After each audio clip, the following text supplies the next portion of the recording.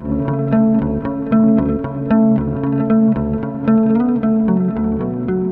Dear students, welcome to Kataria pharmacy. So students, कैसे हैं आप सब? आई होप सभी ठीक होंगे। तो हम स्टडी कर रहे थे B pharma second semester pathophysiology. तो इसकी हमारी यूनिट फर्स्ट चल रही थी। ये हमारा यूनिट फर्स्ट का 14 लेक्चर होने वाला है। तो इस लेक्चर में हम कंप्लीट डिटेल स्टडी करने वाले हैं इन्फ्लामेशन के बारे में। तो टॉपिक हमारे सिलेबस के अंदर दे रखा है basic mechanism involve in the process of inflammation. तो मतलब कि कौन कौन सी ऐसी बेसिक मैकेनिज्म हैं जो इन्फ्लामेशन की प्रोसेस के अंदर इन्वॉल्व होती हैं, तो उन सभी के बारे में आज के इस लेक्चर में हम डिटेल स्टडी करने वाले हैं। तो वीडियो में एंड तक बने रहना, जिससे आपको ये टॉपिक कंप्लीट समझ में आ जाए। तो स्टार्ट करते हैं। सबसे पहले जान लेते हैं कि इन्फ्लामेशन क्या होता है। तो इन्फ्लामेशन की डेफिनेशन जान लेते हैं। तो ऐसे देखें तो इन्फ्लामेशन कब होता है? जब कोई इंजरी होती है, जब कोई चोट लगती है, उसी कंडीशन में इन्फ्लामेशन देखने को मिलता है। तो inflammation is A defensive response. ये एक बॉडी का डिफेंसिव रेस्पॉन्स है टू इंजरी।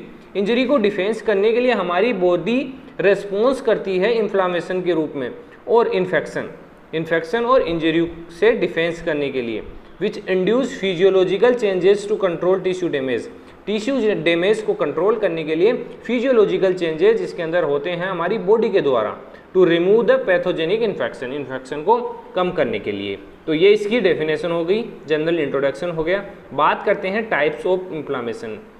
तो बेसिकली दो टाइप्स में डिवाइड किया गया है इन्फ्लामेशन को, एक्यूट इन्फ्लामेशन और क्रोनिक इन्फ्लामेशन। तो एक्यूट इन्फ्लामेशन क्या होता है? Short term response. बेसिकली ये लंबे टाइम तक नहीं चलता है, ये काफ़ी शॉर्ट टर्म होता है।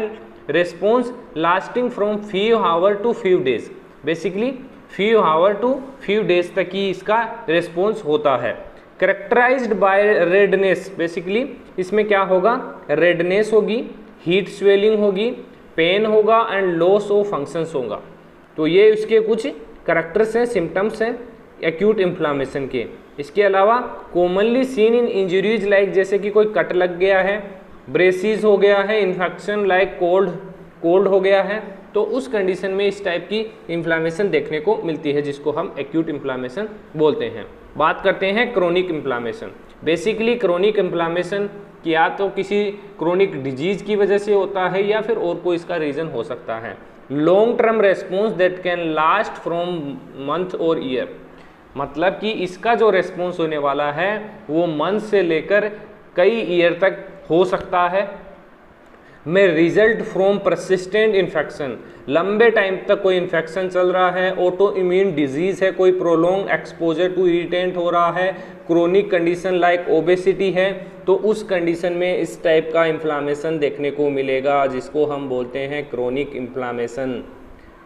Can lead to tissue damage and contribute to various disease such as arthritis. और इसके कारण कोई मतलब डिफरेंट डिजीज भी कोज हो सकती हैं, जैसे कि आर्थराइटिस है, हार्ट डिजीज़ है एंड कैंसर। तो ये एक बहुत ही रेयर कंडीशन हो सकती है। मतलब क्रोनिक नाम आते ही आप समझ लेना कि थोड़ी ज़्यादा घातक बीमारी है। बात करते हैं कोजेज ऑफ इन्फ्लामेशन की। तो कोजेज कौन कौन से कोजेज हैं? The following agent are responsible for the causation of the inflammation. First है फिजिकल एजेंट। कुछ ऐसे फिजिकल एजेंट हैं जो इन्फ्लामेशन को कोज करते हैं बॉडी के अंदर, जैसे हीट है, कोल्ड है, रेडिएशन है and mechanical trauma. Mechanical trauma में जैसे कि इलेक्ट्रिक शॉक हो गया, एक्सीडेंटल हो गया, कुछ भी हो सकता है। तो ये फिजिकल एजेंट्स है जिससे इन्फ्लामेशन देखने को मिलता है। केमिकल एजेंट में देखिए, केमिकल एजेंट में है ऑर्गेनिक एंड इनऑर्गेनिक। कोई केमिकल से एक्सपोज हो गया हो या केमिकल पी लिया हो, कुछ भी हो सकता है रीज़न, लेकिन ये हैं हमारे एजेंट जो इन्फ्लामेशन कोज करेंगे। इसके अलावा इम्यूनोलॉजिकल एजेंट, जैसे immunological agent cell mediated antigen antibody reaction. Antibody antigen antibody reaction हो जाए बॉडी के अंदर तो भी इन्फ्लामेशन हो सकता है। बायोलॉजिकल एजेंट है viral, bacterial and fungal infection और माइक्रोबियल टॉक्सिन्स, ये कोज करते हैं इन्फ्लामेशंस को, ये बायोलॉजिकल एजेंट है। बात करते हैं क्लिनिकल साइन ऑफ इन्फ्लामेशन। कुछ ऐसे साइन हैं जिनसे हम बोलते हैं, जो क्लिनिकल साइन देखते हैं इन्फ्लामेशन की। ये टॉपिक हमारे सिलेबस में दिया गया है। तो जैसे कि फर्स्ट है रूबोर। रूबोर को हम क्या बोलते हैं, रेडनेस हो गई है, रेडनेस हो रही है, इन्फ्लामेशन होता है तो बोल देते हैं कि रेड हो रहा है, रेड स्पॉट हो रहा है। It denotes redness at the site of inflammation resulting from the dilation of vessel. क्यों होता है वो, वेसल्स डायलेट होती हैं which lead to an increase in the blood flow, जिससे क्या होगा वहाँ पे ब्लड फ्लो इंक्रीज हो जाता है, जिससे वो रेडनेस हमें दिखाई देती है। सेकेंड है ट्यूमोर, ट्यूमोर को बोलते हैं हम स्वेलिंग, स्वेलिंग आ गई है, सूजन आ गई है, तो it denote swelling at the site of inflammation resulting from the collection of exudate at the inflame site, मतलब कि लिक्विड जमा हो जाता है वहाँ पे, लिक्विड एक्स्ट्रा हो जाता है जिस कारण से स्वेलिंग देखने को मिलती है। कैलोर, कैलोर में क्या बोलते हैं इसको, हीट बोलते हैं हम, कि यहाँ पे अपन को गर्म सा महसूस हो रहा है, हीट हो रही है। It denote slightly elevated temperature at the site of inflammation resulting from the dilation of vessel, vessels dilate होती है ना, उस कंडीशन में क्या होता है, हीट जनरेट होता है, तो इंक्रीज द ब्लड फ्लो, क्योंकि वहाँ पे ब्लड फ्लो इंक्रीज हो रहा है तो वहाँ पे हीट भी जनरेट होगी।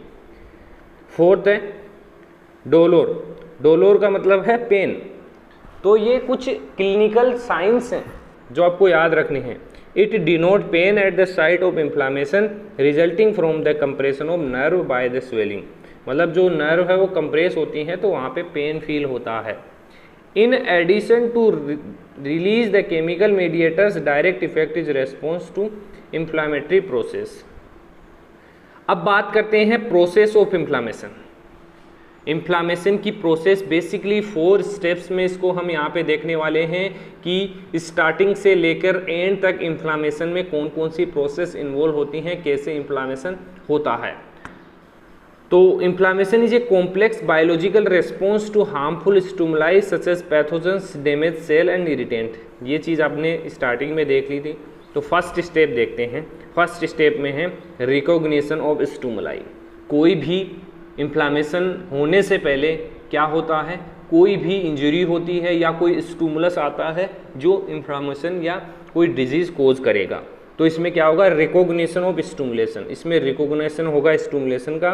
Pathogen associate molecular pattern and damage associate molecular pattern are recognized by pattern recognization receptor और इम्यून सेल। ये बेसिकली रिसेप्टर्स के थ्रू रिकॉग्नाइज किया जाएगा कि किस टाइप का स्टिमुलस आया है बॉडी के अंदर। रिलीज ऑफ इन्फ्लामेटरी मेडिएट, उसके बाद आइडेंटिफाई करने के बाद क्या होगा, इन्फ्लामेटरी मेडिएटर्स रिलीज होंगे इन्फ्लामेशन के लिए। Immune cells such as macrophage, dendritic cells, mast cell release cytokinins. Basically cytokinins release करेंगे, कीमोकाइनिन्स, हिस्टामिन्स एंड प्रोस्टाग्लैंडिन, जो क्या करेंगे, बॉडी को प्रोटेक्ट करने के लिए जाएंगे, और प्रोटेक्ट करने के लिए जाएंगे तभी इन्फ्लामेशन होता है। तो ये क्यों हुआ, क्योंकि मीडिएटर आया है, स्टिमुलस आया है, तो ये इन्फ्लामेटरी मीडिएटर्स रिलीज हुए हैं। सेकेंड प्रोसेस है वेस्कुलर चेंज। वेस्कुलर चेंज क्या होगा, वेसोडाइलेशन होगा। तो वेसोडाइलेशन होगा जिससे क्या होगा कि जो ब्लड है, ब्लड फ्लो वहाँ पे इंक्रीज होगा। Mediator like histamine and nitric oxide cause blood vessel to dilate, जिससे क्या होगा, increase blood flow to the area resulting in redness and heat. और वहाँ पे क्या होगा, रेडनेस एंड हीट होगा, जो मैंने पहले बताया था वो इस कारण से हो रहा है, रेडनेस और हीट। अब क्या होगा, इंक्रीज वेस्कुलर परमिएबिलिटी। अब वेस्कुलर परमिएबिलिटी इंक्रीज होगी।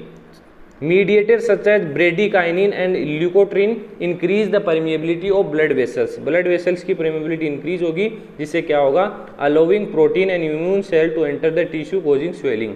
जो टिश्यू कोज कर रहे हैं स्वेलिंग, उसके अंदर प्रोटीन और इम्यून सेल एंटर होगी। कहाँ से, जो वेस्कुलर परमिएबिलिटी इंक्रीज होगी तो ये रिलीज होंगे प्रोटीन्स। आगे देखिए सेल्यूलर रेस्पॉन्स। अब सेल्यूलर रेस्पॉन्स क्या होगा, ल्यूकोसाइट रिक्वायरमेंट एंड एक्टिवेशन। जो ल्यूकोसाइट्स हैं एक्टिवेट होगी।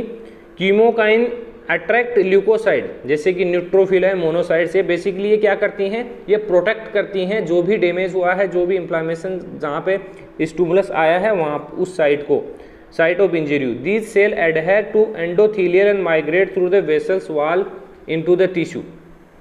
अब इसमें क्या होगा, फेगोसाइट्स एंड पैथोजेंस। फेगोसाइट्स क्या होते हैं, न्यूट्रोफिल एंड मैक्रोफेज दोनों ही फेगोसाइट्स हैं जो पैथोजन को डिस्ट्रॉय करती हैं और खा जाती हैं। मतलब मैक्रोफेज सेल्स का काम क्या होता है, वो जो भी स्टिमुलस है उसको चबा जाएगी, खा जाएगी। लास्ट स्टेप है रिजोल्यूशन एंड रिपेयर। लास्ट में रिपेयर होगा, इन्फ्लामेशन ठीक होगा, termination of inflammatory response, anti inflammatory release होंगे cytokinins and lipid mediator, resolvins, protectins help to resolve inflammation. यहाँ पे इन्फ्लामेशन धीरे धीरे कम हो जाएगा। Apoptosis of immune cell and clearance of dead cell by macrophage occur. जो भी डेड सेल है वो क्लियर होगी और बॉडी हमारी नॉर्मल कंडीशन में आएगी। टिश्यू रिपेयर होंगे। Fibroblast produce extra cellular matrix components to rebuild tissue. Rebuild tissue होंगे, फाइब्रोब्लास्ट रिलीज होगा, new blood vessels form through the angiogenesis and epithelial cell proliferate to restore the integrity of tissue. अब आगे जो next lecture हमारा आने वाला है उसके अंदर हम देखेंगे वाउंड हीलिंग इन स्किन। तो उसके अंदर भी सेम ही प्रोसेस होगी कि वाउंड कैसे हील हो रहा है। तो इस लेक्चर को आपने अटेंड किया है तो वो लेक्चर आपको इजीली समझ में आ जाएगा।